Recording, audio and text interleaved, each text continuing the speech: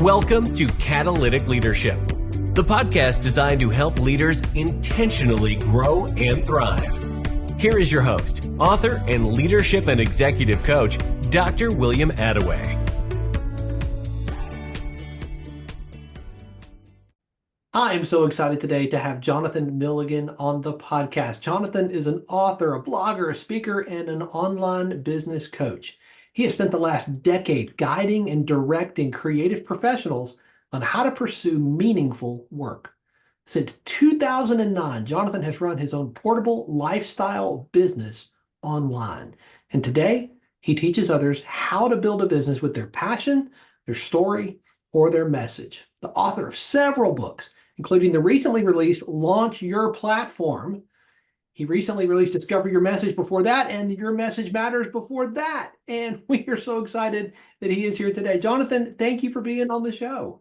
No, thanks for having me, William. I am honored to be here with you, my friend. We've known each other for a few years now. We have, and I want to start with that because you have been my coach now for about 2.5 years and have added so much value to what I do and in helping me to get my message out. And I'm so grateful to you for that and that you would be willing to share your time today. I appreciate that, and I'm happy to be here. I would love for you to share a little bit of your story with our listeners, Jonathan, particularly how you started, your journey, your development as a leader. I gave a nutshell there. I'd love for you to expand on that just a little bit. So coming out of college, I was looking for what is it that I'm going to do with my life and a career, like most do. And I wanted to do something, but I just didn't know what it was. And I remember wrestling with should I be a coach, meaning like in sports, and be a teacher? That's what both of my parents were. They were in the education space. Maybe that's what I should do. But then I always had this creative drive, and very young, I was getting into reading lots of books, and this was beyond in school. And most kids in college don't want to read books on top of what they have to do for their schoolwork. And yet I found myself grabbing books off the shelf and reading books and just having that fascination. And inwardly, there was this maybe I'll end up writing a book one day. I don't know. I don't know if I'm a writer, if I'm not. And so just wrestling with what are my gifts? Where does my potential lie? What is my uniqueness? I don't know. And I knew I wanted to influence others in some way, and I wanted to make meaningful impact, but I didn't know what that was. And so I just decided after I graduated from college that my journey began as a high school teacher and basketball coach. But after a couple of years, I just felt like I wanted to do something outside of just the four walls of that classroom. And I also wanted to have more creative freedom. And that's all I could kind of describe it as. And I didn't know what that was. So I had to go on the journey. And I talk about this a lot at the beginning of my book. But basically, to make a long story really short, after I stopped my teaching job and I took a call center job at night because I wanted to do something entrepreneurial during the day. And after about 9 months, I had taken zero action. And I was so frustrated with myself because I had my days free. I had taken the night job to just replace the teaching income, thinking, well, that'll let me do whatever I want during the day. I can still pay the bills. I was married at the time, and we had our daughter, but then my son was on his way next. And so there was just this tension between, am I selfish pursuing something that I'm passionate about, or is this the calling that I need to walk towards? And maybe this journey leads somewhere. I don't know where that is, but it was difficult, William, because my wife was still teaching. So I married a teacher, and our daughter was in daycare. They would get home at 3:00, 3:30ish. I would spend about an hour with them, and I had to head out the door at 4:30 to be at my night job at 5:00. Well, there was this one moment that was pivotal in my journey. And I remember having a conversation with a coworker after the night shift. It was 10:30 at night. We're in this parking lot, getting ready to head home. He knew that I wanted to do something entrepreneurial. And I just kind of blurted out the words, I'm just ready to go fail at something. And it was in that moment that I just realized what I verbalized. And it was almost if at that moment, the pain of not going after my dreams was greater than actually going and failing at something. And it didn't turn things around overnight, but it was the beginning of a process of me leaning into my own self leadership Mm. to decide to step up and take some actions, even if I felt like I wasn't ready. Mm. And that began the journey to where I am today with a few more details filled in. I love that you are the hardest person that you will ever have to lead. And so am I. And so is everyone listening. And I love that moment of awareness, that catalytic moment when you realized, wow, nothing's going to change until something changes. I think every one of us has to come to that point in our journey. And so now, these few years later, here you are, an author, a speaker, a coach, a business owner. Could you have seen that back then? Like if you were able to go back and talk to yourself and say, hey, this is what's ahead, you think you would have believed it? I think there was the dream that was in there, but how to get there Yeah. was, I had no idea. It's like Yeah. Nehemiah in captivity, where he just like he had a dream, but it was so far from being able to go and build the walls of Jerusalem for his people or help that process, and didn't know what to do with this dream that was in his heart. And I think that's where I was, but I still had some growing to do, had lessons to learn along the Mm. way, Yeah. but it got me to where I want to be today. So I'm thankful for where I am today. Reading your message matters. I was struck by how much of it is just born out of your own experience. You talked about coming to that pivotal moment, that catalytic moment. How did you take the first step? What was the first thing you did when you realized something has to change? I think the first step for me was to take an action, whether it was the right one or not, because I just had to learn to get it directionally right and it would kind of unfold. Mm. So sometimes in our discovery of trying to figure out what our unique strengths are, we have to kind of discover what's not. And Mm. that's not the fun part. That's good. And so the first thing I did was I put a down payment on a property to fix it up. I found a property to fix up and uh, spent my days running to Home Depot way too many times to fix up this property. And I did end up selling it about 6 months later and made a $12,000 profit. But what I learned out of that was I didn't want to be in the real estate business. Even Mm. though I was successful, like there was no desire to go do that again. It just Mm. wasn't in my natural talents and abilities. But William, this is a cool part. Right about that time, an opportunity came up where I could join a new executive search startup, and it was only one guy who was the founder, and he was giving me the opportunity to join, but he could not provide a salary, but he provided an amazing commission rate for any placements I made. And I said, well, I've got $12,000 from this successful real estate sale. At the time, because my wife was working, I said, this would give me about 90 days. Do you think I could make my first deal in 90 days? And he said, absolutely. Well, luckily, I was able to get something in the first 30 days.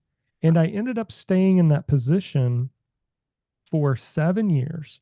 And what was so interesting about that was that I wasn't the entrepreneur, but I was playing the role of an entrepreneur because I was on 100% commission. Mm. And while I was there, we went from 2 people to 15 people in about 2 years.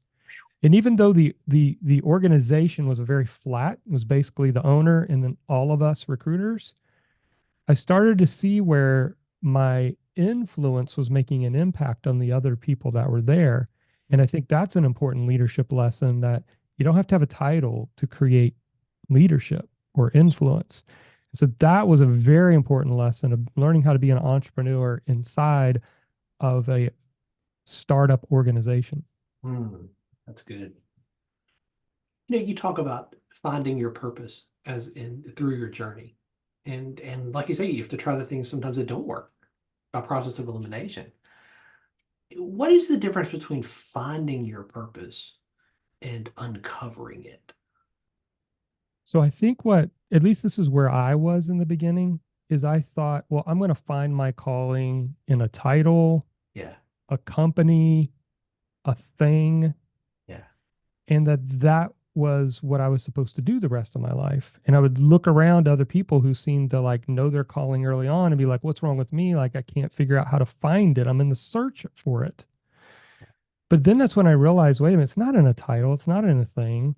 In fact, to put your identity into something that can change is not very smart at all, because I think that's where a lot of people go wrong in their careers, is that they place their identity in their title, in their company that they worked for, and then when it changed, they lost their identity along the way. Yeah. Well, the only way to really get through that is to put your hope in something that's changeless. And for me, as a believer, there's only two things. One, that's put my identity in God, because he doesn't change. And second of all, if I believe that he created me with unique gifts, talents, and abilities. And we're all unique in that way. And so part of uncovering that purpose is to figure out what's changeless about me. Mm. And once I uncover what that is, the truth is you could throw me into any environment and I'm probably going to gravitate towards my natural strengths. Whether I'm in nonprofit, business, teacher, a pastor, it doesn't matter, because once I get in there, I'm going to start gravitating towards my natural, unique point of views, perspectives, unique strengths, and abilities. And I think what happens oftentimes is we don't have the self leadership to spend the time looking inward to find out what that is. Instead, we often look at other leaders and we try to emulate them. And we think, if I can just be them, I'll be more charismatic. I'll be more funny. I'll be a better speaker. I'll be a better leader if I just emulate what I have seen modeled for me. And the truth is, we don't need a bad version of somebody else. We need you to be you and lean into your unique strengths. And when you lean into those, it's a lot more comfortable. It feels right. And you can just have the comfort in knowing I can just be me and I can still influence and make an impact on others. I love that. Once you uncover that purpose, right? Once you've discovered this, then what? I mean, then it's about defining what it is you want to say, right? It's about defining your message. How do you do that? Because for so many people, I think that's a struggle point. They're like, okay, I think I'm here to do this. I'm, like you said, I'm created on purpose for a purpose. I think I know that, but what do I say? What's my message, to use your Yeah. term? Yeah. This is where it can be difficult, because I think another kind of pressure point is this idea of passion that and you got to find, what is that life's passion? Yeah. And I struggled with this early on, because my original college degree that I graduated with was pastoral theology. And I wrestled with whether to go into church ministry or not. And my wife, who has so much wisdom, and when I was wrestling with that, should I take this teaching job or should I continue to try to see if I want to be a pastor? I don't know what to do. She whispered to me that, hey, listen, I could see you going in and out of ministry, and there's nothing wrong with that. You don't have to follow this predetermined path or only choose one thing. Yes. And so that began to help me to understand that, wait a minute, like, it's not just about finding that one passion, but what do I feel passionate about for the next 2 to 5 years? That's a problem I can go out there and solve, knowing that in the future, my passions may change. And one of the things I talk about in both Your Message Matters and Discover Your Message is that our passions change, but our purpose remains. And what I mean by that is what we just talked about. What's changeless about you? Your unique gifts, that doesn't change. But the problem you're solving right now may change in 5 years, and that's okay. It has for me. And so I think that's the important piece. It really comes down to what I call the ignite your message framework, which is the three P's: purpose, which we've already been talking about, uncovering your natural gifts and abilities. And then it's people. So who do you want to help? You can't help everyone, then your message is watered down. But pick a lane that you want to help people with. And then passion is really, what problem do you want to solve for the next 2 to 5 years? That relieves us of the pressure. It allows us just to get started, knowing that it may change in the future, and that's okay. I love the permission that you just gave everybody listening for the next 2 to 5 years. Not from now till forever, right? Not from now till Jesus comes. Like the next 2 to 5 years. Like we're just going to focus on this period. I think there's a very real perception among so many people, myself included, early on in my journey, that, well, if you're going to do X, then you have to do X for the next 40, 50 years. This is what the journey is going to be. But the idea that you can focus on this area for 2 to 5 years and then focus on something else, your passion can change, can shift. As you mature, as you grow, shouldn't that be the case that you begin to develop? I think growth means change. It absolutely does. It absolutely does. And like just my journey on the author, speaker, coach journey, I started as a CPA career coach because my experience was in accounting with executive search. Mm. And so I started there. But within about 2.5 years, I realized I'm more passionate about starting to teach people about blogging because in 2009, 2011, in that area, it was like something a lot of people wanted to know about. And so I started doing that. And then I started evolving from there because podcasting started to really blossom. There started to be, a lot more. YouTube was a little bit more friendly. Live streaming was coming on board. All these ways we could communicate our message. And that's when in 2020, I kind of did even another shift to market your message, which is helping people, whether you're a writer, speaker, coach, teacher, helping you learn to use the tools that are available to us to make influence and impact. Mm. Marketing is a little scary for a lot of people. They get, I get the message part. I'm all about creating content. I'm all about sharing what's inside of me. But marketing that message, that's intimidating. You talk about this in a little different way. And I love the hourglass funnel that you taught me. I'd love for you to share just a little bit about that. So when I was very early on in the online space trying to figure it out, because like I said, I knew nothing about this space. I was a teacher and then I was an executive recruiter, and I knew nothing about marketing. I didn't have a background in marketing. So I did what only I made sense to me at the time, and that was to study thought leaders and to see what are they doing? Where are they spending their time? And some of it was conversations at conferences, mixing with them, finding out, asking good questions, reading their books, watching and see what they do. And what I realized is that most of them spent 95% of their time in four key areas. Mm. And I kind of labeled them with the letter C to make it easy to remember, which is create, compile, connect, and capture. Now, the hourglass is just a helpful visual. We think of an old hourglass where you got the grains of sand, and picture like the hourglass is actually open at the top. Mm. So at the very top is the connect. Mm. And the connect is, what are you doing to create awareness so people can connect with your message? Mm. You have to do something, Yeah. Podcast, a blog, a YouTube channel. There's all kinds of avenues. A book is a great awareness piece. You need to do something to create that awareness. But once they come into your world, that top half of the hourglass funnel is the create habit.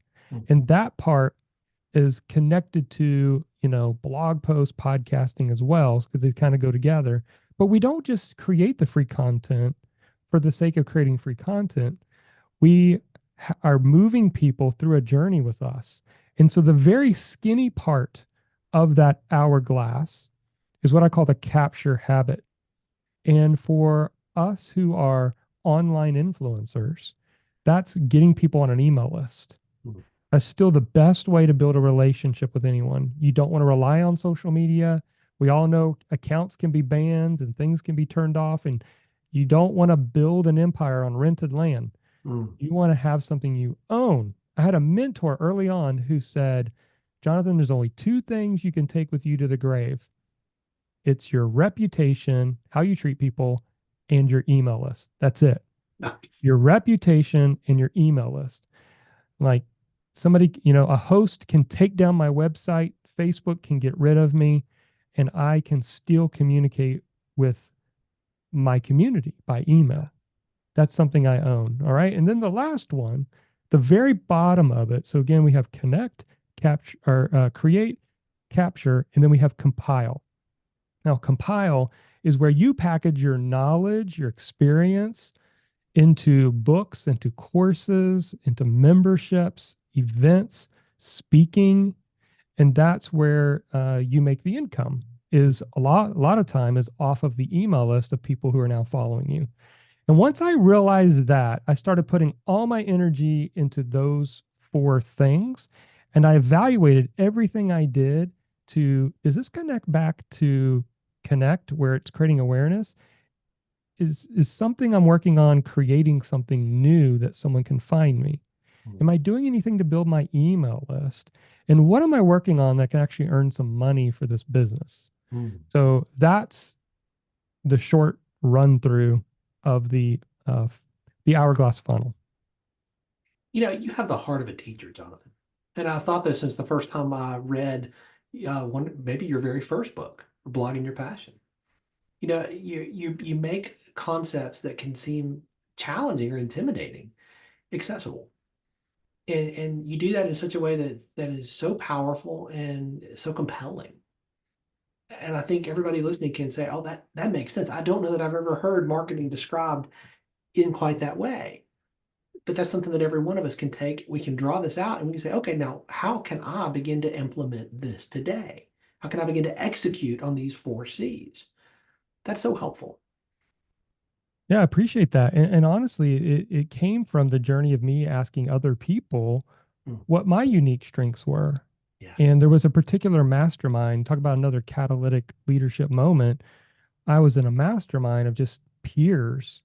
They were speakers, they were bloggers, they were podcasters, and we would meet up every couple of months in person. And we met up in Dallas, Texas, I believe. Hmm. And it was 2 days in a conference room, just pouring into each other, helping each other. And before we all left the second day, one of the people in the room said, let's go around the room and say, what do we find unique? And, what is their gifting of each person? And so, man, it was fun just like seeing everybody in the hot seat in a good way, hear all these wonderful things that maybe they didn't know the kind of impact they had and what their abilities were. And then it was my turn to sit in the seat. And I was like, okay, I'm ready to learn like what is helpful? What do I do that people really appreciate? Like, what's my gift? And you can see them all staring at me. And I'm like, okay, somebody say something. Right. Right. And then one of them goes, snap their fingers and goes, I got it. You're Mr. Practical. And then everybody in the room was like, yep, that's it. That is it. That is exactly it. And I remember walking away that day, William, going, practical equals boring.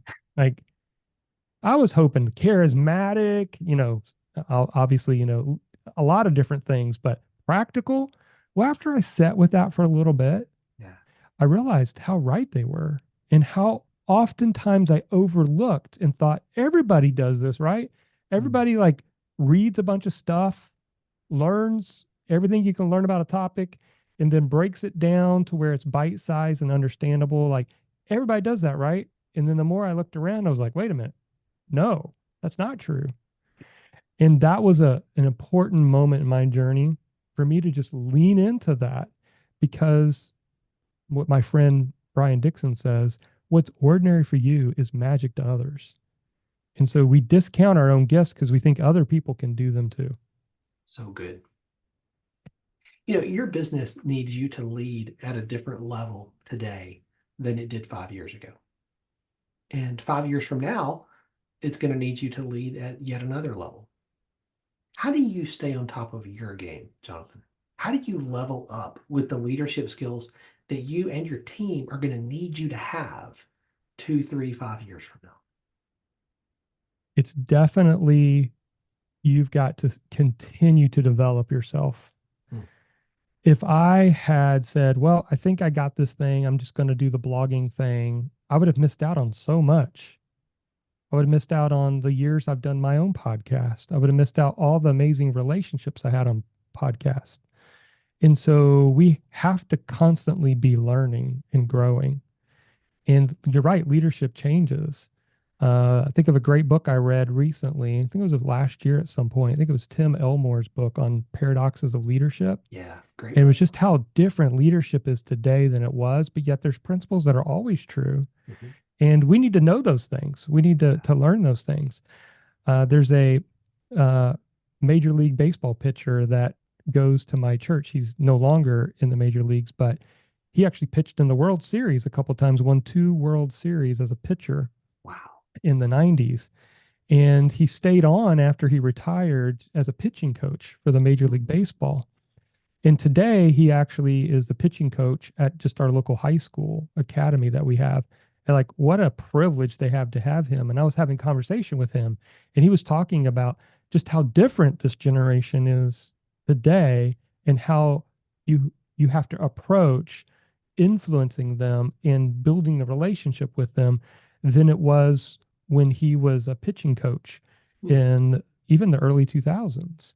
Wow. And I think leadership is evolving. There are certain principles that will never change, but we can't take the 1950s style and just think that that's going to work for us.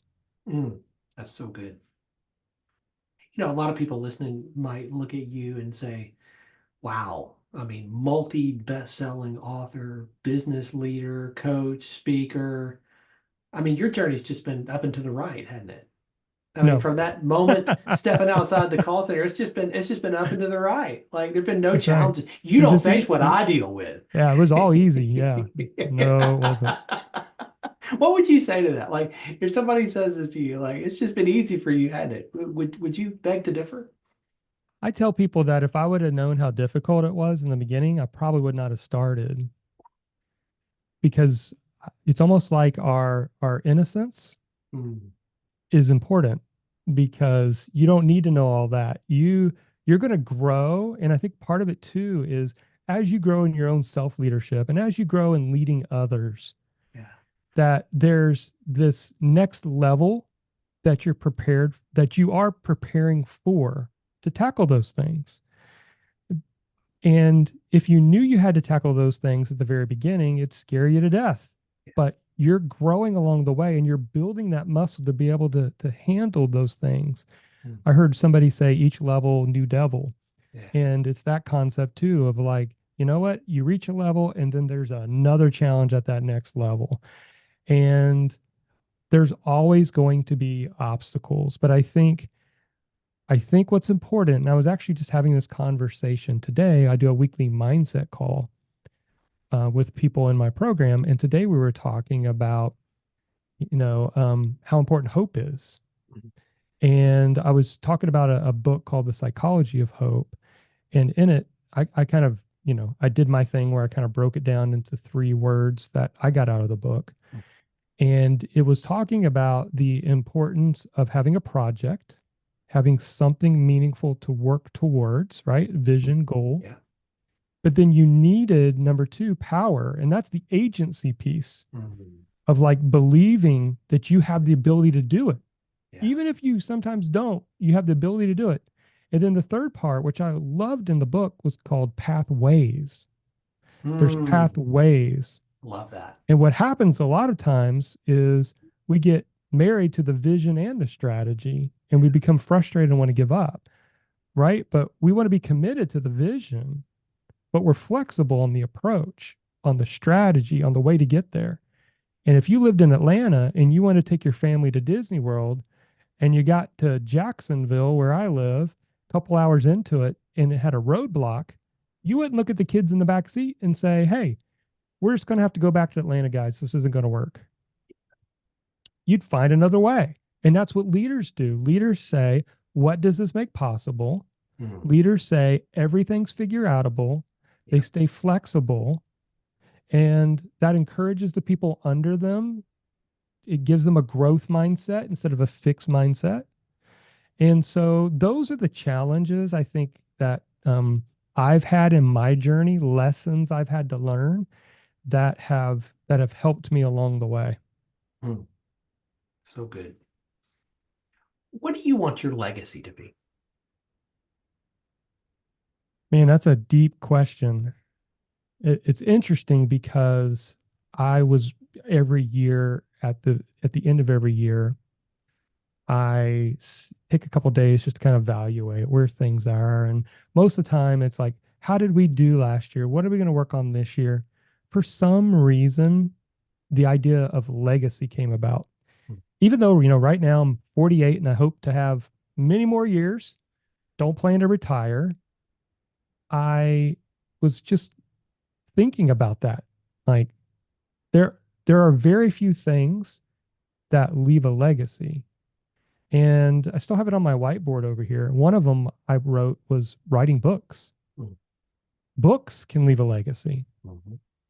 because there's many books that I've been so impacted by from authors who are no longer with us. Mm. And I didn't know them when they were alive, but they've impacted me greatly. And so I think that leaves a legacy. Mm. The other thing I wrote down was, starting a church can be a legacy Mm. because you're starting something goes way beyond you. If you're part of a church plant, leaving an inheritance to your kids is legacy building. Creating some type of nonprofit or trust that can continue on after you is a legacy building. And just investing in others is legacy building Mm. because you're equipping others who then make impact. And I remember this was a couple years ago when I was doing we've all probably heard of that that exercise, which is about asking why like 7 times until you get down to the root of the why. Yeah. And I was doing that with myself, and that's kind of legacy building if you really want to push that down. Mhm. And I got all the way down to I want to influence the influencer. Mm. I want to influence the influencer. Mm. And I can only reach so many people. Yeah. But if my life can be built in helping a couple thousand other people go out and influence or have permission to go out and influence and make such a wider impact, I don't even need the accolades. It's just the reward of investing my life into people who went on to influence others. Mm. And I think that's what I really gets me excited is about just the opportunity to influence influencers. That's really good. You mentioned books that have made a difference in your journey. I'm curious, is there a book that just is outsized in its impact on you that you would recommend to every leader listening that they put on their to read list? It's always hard to pick one, but if I had to pick one, it's The Dream Giver, Bruce Mm. Wilkinson. Good. That book is so powerful. Yeah. It's underrated. A Mm. lot of people don't know about the book. Yeah, I Mm. know it's been published for quite a few years now, and he's no longer with us. But man, that book continues to make an impact. I bought it for both of my kids. They both loved it. Mm.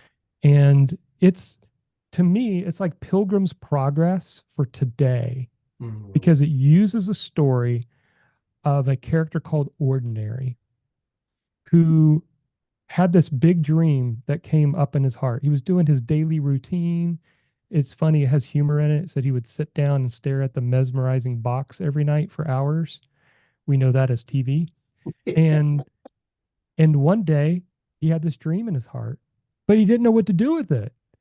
And he lived in the land of familiar. He went to his ordinary job or his usual job. And without giving away the story, it's about his journey to going after his big dream. And then in the back of the book has all these coaching questions and things like that. And so one of the things I'm working on secretly, I've been doing it for a couple of years, is writing a business fiction book that teaches what I have in Discover Your Message, using the example of a story and a character who goes on a journey to discover what his unique gifts are. And hopefully maybe that'll come out sometime soon. I'm excited about that. But yeah, that would be the book for me, also the Bible, but that's, for Christians, that's pretty obvious, but, for me, for books, Dream Giver is a must read. So good. Often people are going to walk away from an episode like this with one big idea, Jonathan. If you could define what you want people to walk away with, what their one big idea is, what would you want that to be?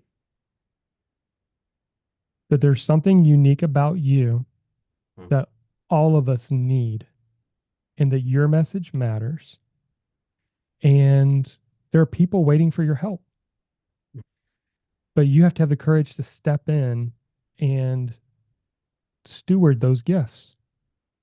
That would be the message.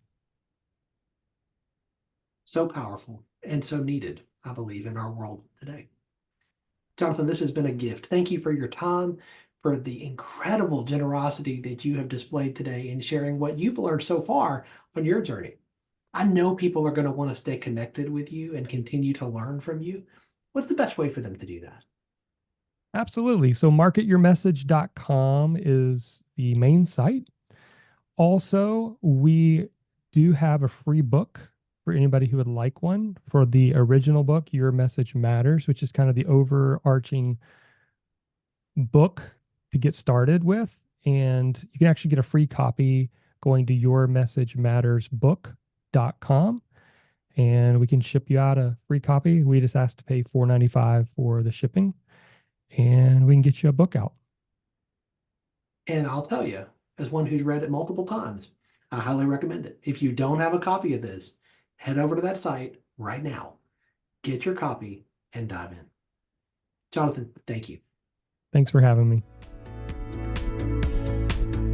Thanks for listening to Catalytic Leadership with Dr. William Attaway. Be sure to subscribe wherever you listen to podcasts so you don't miss the next episode. Want more? Go to catalyticleadership.net.